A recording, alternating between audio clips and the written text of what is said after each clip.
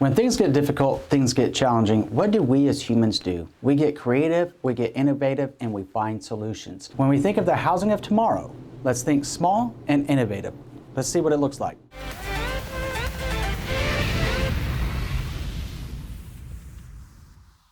My name is Andrew Finney, and my passion is helping you make sense of real estate. If you need help finding a top agent near you, or if you simply want to drop me a line to say hello, my contact info is below. If you're new here, please go ahead and subscribe to this channel now and like this video. Thank you. All right, my friend, there is one thing that we know as a human species is that anytime there's a challenge, we always rise to that challenge to meet it head on, and we get creative, we get innovative, and we overcome it. When we think about housing affordability, we know that can be very, very challenging in the face of high real estate pricing. So when we think about tomorrow's lifestyle, tomorrow's homes, we need to get further innovative so that everyone can have a roof over their head. The first thing to realize is that smaller homes plus common amenities equals more affordable housing. So what are we talking about when we're talking about smaller homes and common amenities? It might sound a lot like townhouse or condominium lifestyle. Well, this isn't your grandfather's and grandmother's condo. We're talking about condominiums that might be as small as 1,000 square feet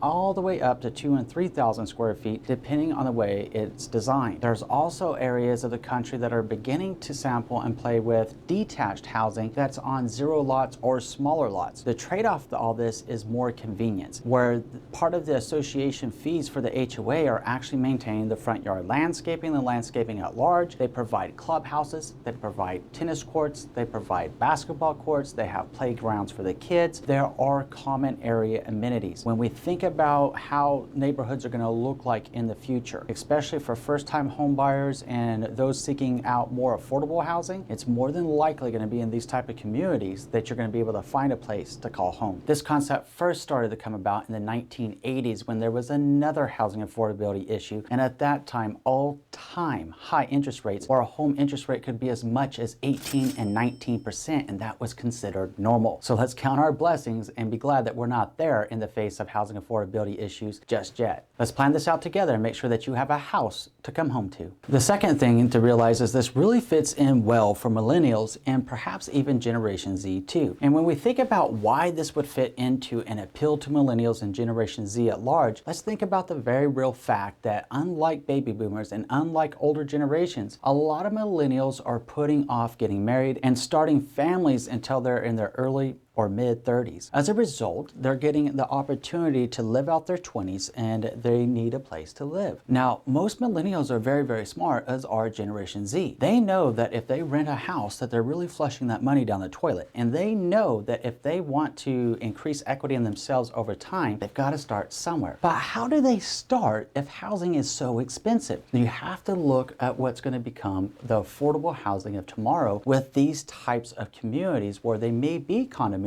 themselves, but it's not going to be your normal condominium. It's going to be ones with common area amenities, or even single family homes that are going to have a much smaller lot, make it much easier for them to be able to maintain the house and be able to enjoy the community features at large. When we take all of this and we combine it together, what we have is a lifestyle ideally suited for the millennials or Gen Z or anyone looking for the ability to enjoy their home but not be a slave to it, be close by to everything, and not have to worry about spending all weekend on home renovation projects. So there's a lot of upsides to this, and there's a lot of interesting things being developed around the United States right now with these type of communities. Check them out. In 2017, I actually made a video about a suburban. And at the time, I was talking about how a suburban is like a suburb that meets an urbanized area. They had a baby, and they called it a suburban. This is what we're starting to see. Here in Las Vegas, Nevada, there are mixed-use areas where you see apartments, you see condominiums, you see business, all in the same area. What's really cool about this, and one thing that is a statistical observation of millennials at this point, is they like to be near where they work. And who doesn't? If you can cut back the commute time, or you can be within a nearby distance that you could either bike or walk or whatever the case may be, then you're going to be saving money on fuel. You're going to be doing a good thing for the environment. You're going to have more time to enjoy as opposed to spending hours behind the wheel driving to work. There's a lot of upsides to this type of a lifestyle,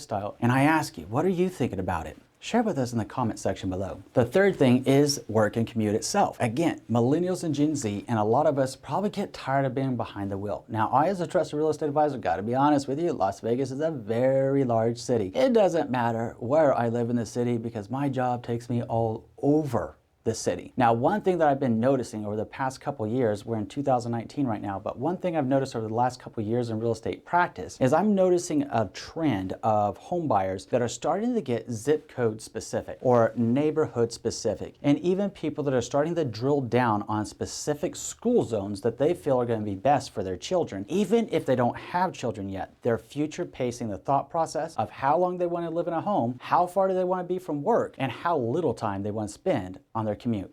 The fourth thing is that housing affordability challenges abound, but so do creative solutions. So in addition to these suburban type communities that are going to provide an all new type of lifestyle that's much more convenient for people, you're also going to be seeing the rise of modular homes. Now, modular homes should not be thought of in about the same way as like a manufactured home, which again, we're not going back to your grandparents' manufactured home, that's single wide and everything else. We're talking about professionally designed modular homes that are built in a warehouse that can be easily assembled on site where your new home is going to be, affixed to a foundation, making it real property, and enjoyed by you and your family. Modular homes are pretty cool from the vantage point that they're actually extremely energy efficient by the way they design them, sometimes even more so than a single family detached home. It's something to think about, and it's something to consider to see if that is the right choice for you. The fifth thing that we know about the real estate market is that change is constant. There will always be ebbs and flows in the real estate market. We'll go through periods of extremely high real estate appreciation whenever housing affordability takes a massive hit. We'll go through periods of time when there's a shrinking of real estate appreciation known as a collapse, a crash, or whatever you may call it. Normally in real estate cycles, like any other market cycle, you get highs, lows, stabilization points, and all around. It's almost like being on a merry-go-round realistically, right? So it's about where you are in that process. Now, you have an opportunity before you. If you don't own a home or if you do own a home, the only time to know when it's the right time to buy or sell a home is when it's the right time in your life. Because the very real reality is this: we have to have a roof over our head one way or another. Either we can choose to rent that roof, or we can choose to take a step forward in the home ownership, knowing that real estate over time historically appreciates in the United States. I ask you this: which side of the fence would you rather be on? The one that you can recoup